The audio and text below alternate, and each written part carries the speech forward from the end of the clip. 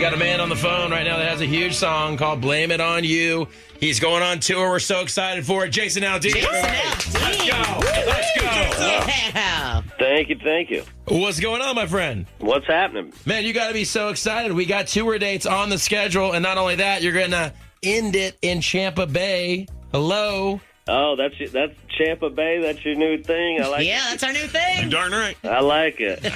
No, we're excited, man. It's obviously been a long year for everybody, and we're no exception. It's been a long year for us, and this was a day that at some point I thought would never get here. So the fact that we now have some dates on the books, and we can officially tell people that we are going back out on the road. It is happening. It's not going to be these weird, awkward kind of shows. It's like it feels really good, man.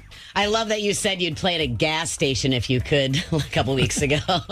Well, yeah, man. I've been doing this since I was, I've been playing on stage, playing shows since I was, 14 or 15 years old. Nashville South. Yes, all over, and never gone this long and not played. So, at this point, that's really, from the time I can remember, this is all I've ever really done. And so it's just like to kind of have that taken away. It's like, man, I'm starting to like reach out.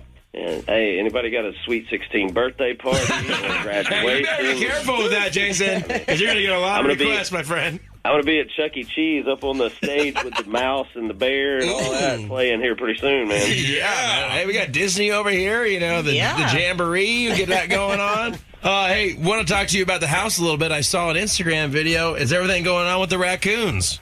Yeah, man. So I was in the house, like, about to fall asleep, and Britt she calls me, and she's like, we have a raccoon in the trash can. I was like, all right, well, leave him alone. He'll get out when he's finished, Like, what do you want me to do? I'm like, because first of all, he's out in the middle of the day, which is not a good sign for a raccoon. It's, so I go out there, and I'm like, looking in the trash can and look up, and this thing's like looking up at me, and I'm expecting it to be like something out of a movie where he just like jumps on my face and just starts like clawing me up. So I'm like telling her, I'm not messing with this raccoon. Like if you think I'm reaching in there to grab him, you're crazy. Yeah, I saw you were broomsticks length apart.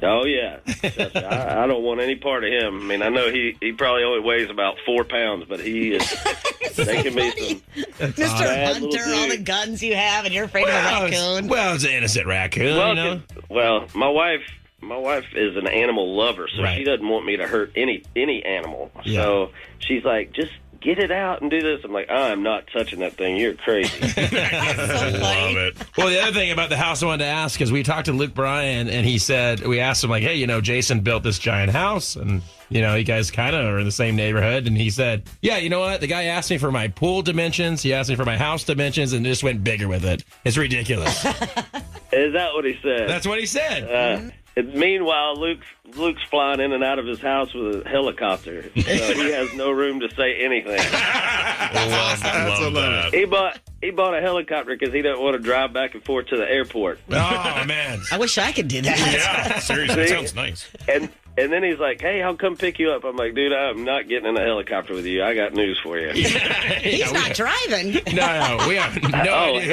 you hired either.